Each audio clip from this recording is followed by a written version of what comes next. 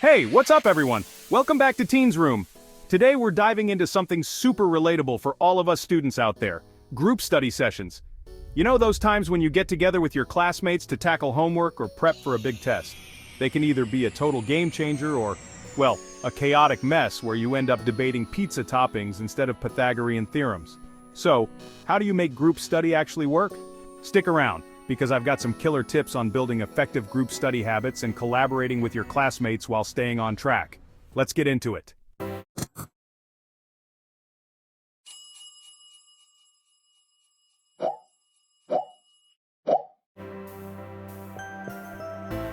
Okay, first things first, why even bother with group study? Well, when it's done right, it's like having a squad of brainiacs in your corner. You've got different perspectives. Someone might explain that tricky math problem in a way that finally clicks. And honestly, it's just more fun than staring at your textbook alone in your room.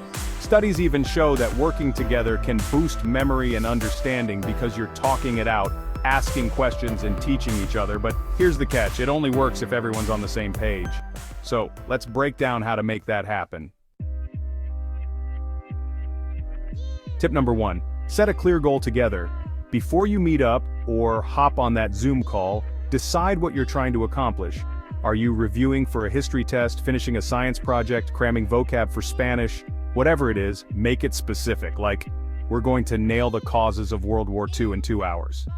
If you don't have a goal, you're just hanging out with textbooks. And trust me, that turns into TikTok scrolling real fast. Tip number 2, pick the right crew. Not every friend is a study friend.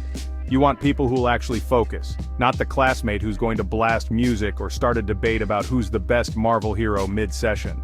Look for classmates who care about the grade but also vibe with you. 3 to 5 people is perfect, small enough to stay organized, big enough to share the workload. Tip number 3, plan the logistics. Where are you meeting? Library, someone's house, online, what time? And pro tip, make sure everyone brings what they need, notes, chargers, snacks. Oh, and assign roles if it's a big project, like, hey Sarah, you're the note taker, Jake, you're on research. It keeps things moving. Alright, you've got your crew, your goal, your plan, now it's go time. Tip number 4, start with a quick check-in. Take 5 minutes at the beginning to agree on the schedule, like, first 30 minutes we're quizzing each other on vocab, then we'll break, then we'll tackle the essay outline.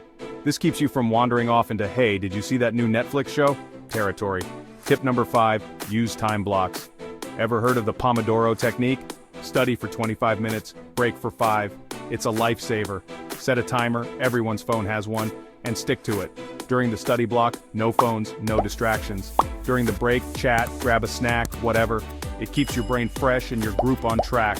Tip number 6, play to everyone's strengths.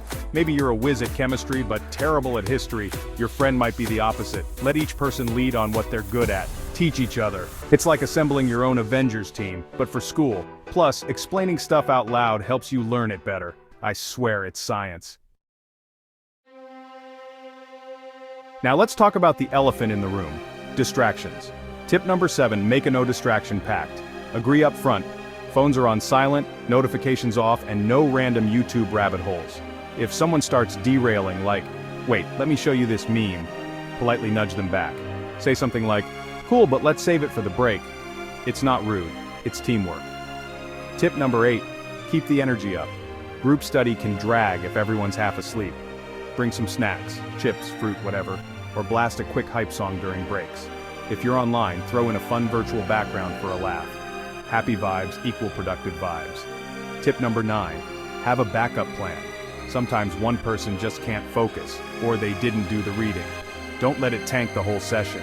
Move on and circle back later, or split up tasks so they can catch up while you keep going. Flexibility is key.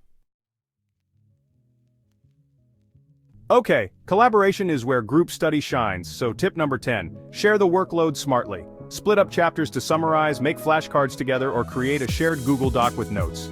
Everyone contributes, everyone wins.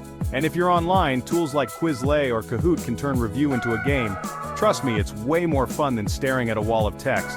Tip number 11, ask questions and debate. Don't just nod along, challenge each other.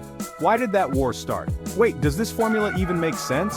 It's not about being right, it's about digging deeper. Just keep it chill, no one likes a know-it-all. Tip number 12, celebrate the wins. Finish early, Nail a tough concept? Give yourselves a round of applause or plan a reward like hitting up a cafe after. It keeps the group motivated for next time. So there you have it, 12 tips to turn your group study sessions from chaos to clutch.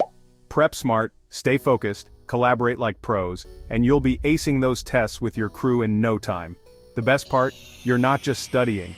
You're building teamwork skills that'll help you way beyond school. Quick recap. Set a goal, pick the right people, plan ahead, use time blocks, play to strengths, kill distractions, and keep the collab game strong. Oh, and don't forget the snacks. Studying's better with some munchies. What do you think? Got any group study hacks of your own? Drop them in the comments. I'd love to hear how you make it work with your classmates. If you like this video, smash that like button, hit subscribe and ring the bell so you don't miss more tips here on Teens Room. Next time we're talking how to survive exam week without losing your mind. Catch you later.